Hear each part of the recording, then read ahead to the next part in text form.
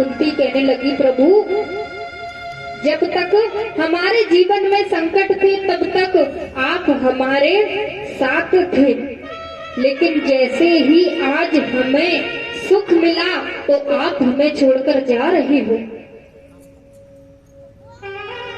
ऐसे सुख का हम क्या करेंगे जिसमें आप हमारे साथ नहीं। सुख के माथे सिल पड़े जो हरि हृदय से जाए, बलिहार व दुख की जो पल पल नाम। यदि आज हमें सुख दिया है तो आज हमें छोड़कर जा रहे हो, ऐसे सुख का हम क्या करें। यदि हमारे जीवन में दुख होगा तो हम आपको याद करेंगे। जब तुम्हारा स्मरण रहे तब ही हमारे लिए सुख है, और जब तुम्हारा स्मरण ना रहे तभी दुख है।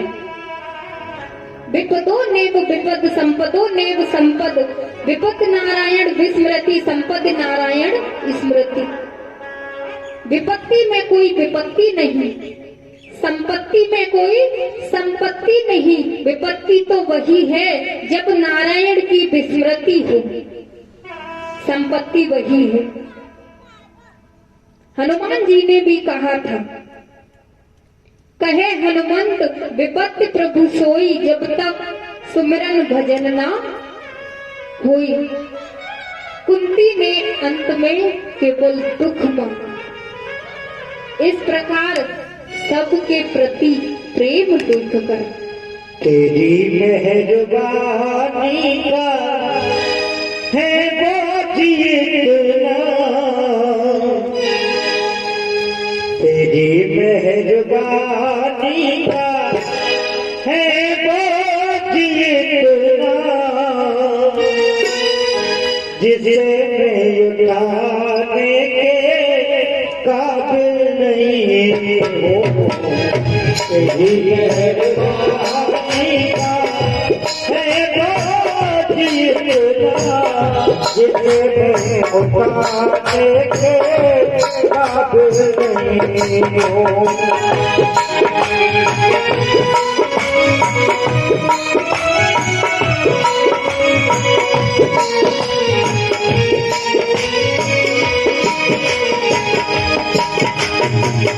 मेरा तो गया हो मगर जागता हो,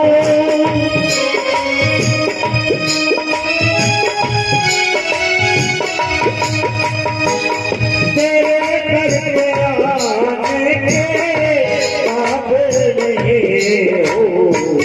तेरी मेहरबानी का है बोझ इतना, जिसे उठाने के काबिल नहीं हो।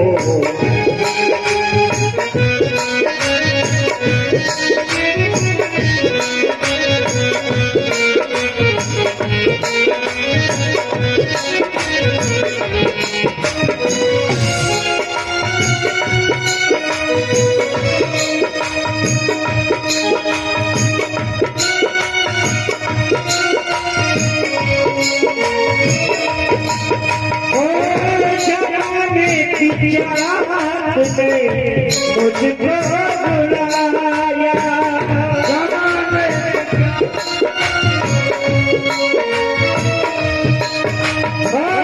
जमाने की चाहत ने मुझको बुलाया।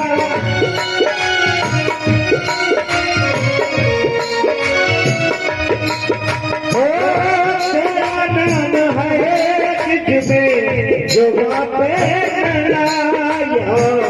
वफादार तेरा, वफादार तेरा गुनहगार होंगे, वफादार तेरा गुनहगार होंगे। तुम्हें मुँह दिखाने काबिल नहीं हो।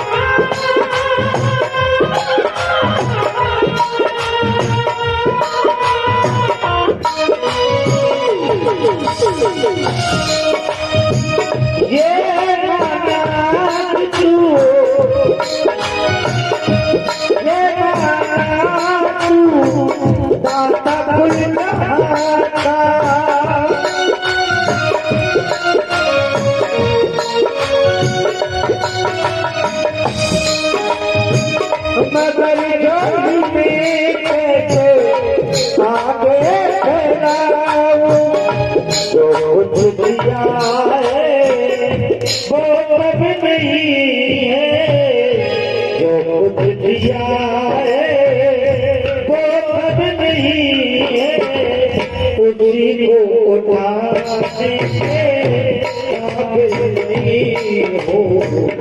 तेरी मेहरबानी का है दोस्त ये दिलना, जिसने उठाने काबिल नहीं हो।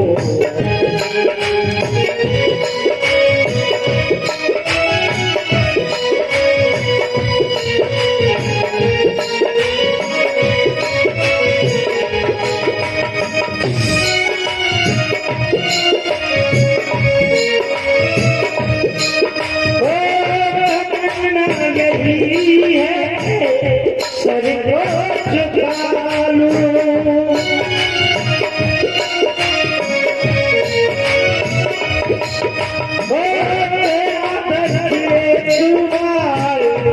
जीवन के पालू सुबह तुझे ओ मेरे नानिक, सुबह तुझे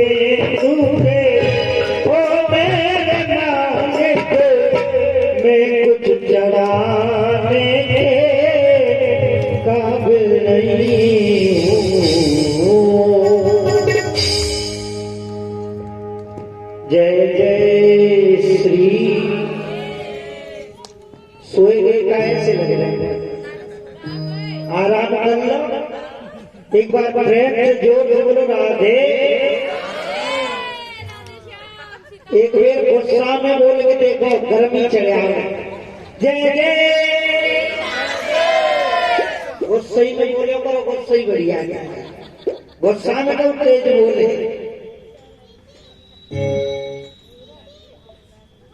अब प्रभु श्री कृष्ण सबके प्रति प्रेम देखकर फिर द्वारका के लिए वापस नहीं गए। द्वारका के लिए वापस नहीं गए हैं, पांडवों के साथ ही लौट आए। पांडवों का प्रेम देखकर श्री कृष्ण जब लौट कर आए हैं, रात्रि में युधिष्ठिर शोक में मग्न है। युधिष्ठिर को शोक में मग्न देखकर भगवान ने कहा, अरे युधिष्ठिर तुम उदास क्यों हो? युधिष्ठिर बोले, मैंने कुछ राज्य के लिए अपने सगे संबंधियों का वध करवा दिया। भगवान जो उपदेश गीता में अर्जुन को दिया है, जो श्री कृष्ण ने गीता में उपदेश दिया है भगवान श्री कृष्ण ने अर्जुन को, वही उपदेश युधिष्ठिर को भी दिया। श्री कृष्ण सभी पांडवों को द्रौपदी के साथ लेकर भीष्म पितामह के पास में आए। भगवान श्री कृष्ण के कहने पर कुरुक्षेत्र पहुंच गए। भगवान श्री कृष्ण के कहने पर पांडव द्रौपदी सब कुरुक्षेत्र में पहुंच गए। जब भीष्म पितामह ने पांडवों के बीच में भगवान को आते अपनी ओर देखा है, जब अपनी ओर आते देखा, उनके नेत्रों से आंसू निकल पड़े। मन ही मन भगवान को प्रणाम किया। कृष्ण ने पितामह को प्रणाम किया। पितामह प्रणाम करता हूं, आपके पुत्र पांडव हैं, वो सभी राजा बन गए हैं, भारत के सम्राट हो गए हैं। आपसे ये उपदेश लेने आए हैं, आपके पास आए हैं, ये सभी प्रणाम करते हैं। द्रौपदी भी आई है, इन्हें उपदेश कीजिए। भीष्म पितामह ने कहा, सब कुछ जानते हुए भी हमारा आदर सम्मान कर रहे हैं। भीष्म ने आंखें खोलकर पांडवों को देखा,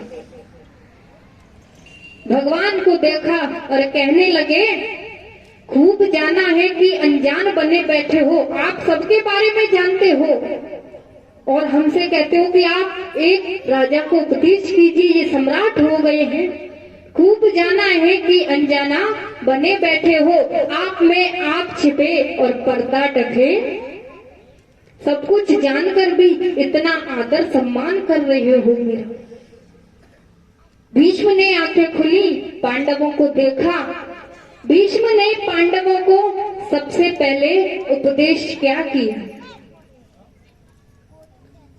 पहले बताया, पुत्र तुम लोग भारत के राजा बने, ये प्रसन्नता की बात है। ज्यादा से ज्यादा श्रम करके धन कमाए, खूब धन कमाना चाहिए, लेकिन जितना धन कमाओ उसका 10वां भाग दान के लिए रखो, क्योंकि तन पवित्र सेवा किए धन पवित्र कर दान, मन पवित्र हरि भजन सो होत त्रिविध कल्याण।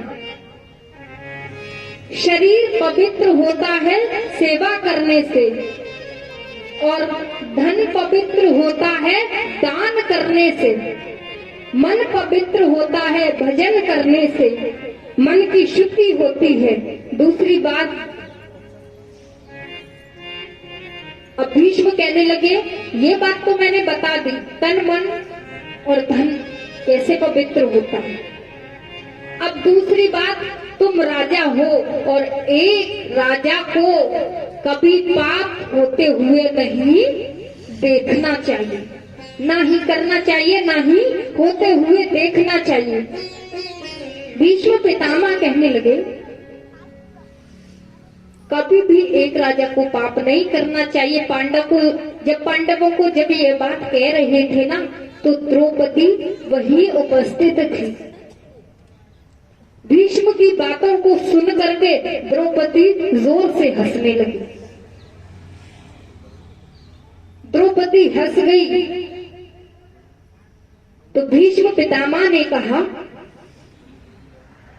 अरे पुत्री, मेरे उपदेश करने पर तुम क्यों हंसी? द्रौपदी कहने लगी, पितामह मुझे क्षमा करें, मुझसे भूल हो गई। भीष्म कहने लगे, नहीं पुत्री, ये क्षमा नहीं, ये कोई पाप नहीं। बेटी, तुम कुलवती नारी हो, और कुलवती नारी का बिना कारण यूं ही हंसना, बिना कारण के हंसना कोई साधारण बात नहीं है, कोई तो कारण है जिसके लिए तुम हंसे। द्रौपदी कहने लगी, नहीं, ऐसी कोई बात नहीं है, मुझे क्षमा करें, मुझसे भूल हो गई। पितामह कहने लगे, नहीं पुत्री, तुम्हें मुझे बताना पड़ेगा कि तुम मुझे देखकर मेरे उपदेश करने पर तुम हंसी क्यों? तब द्रौपदी कहने लगी, पितामह, आज तो बड़ा भारी उपदेश करते हो ज्ञान का, कि आंखों के सामने कभी पाप होते हुए नहीं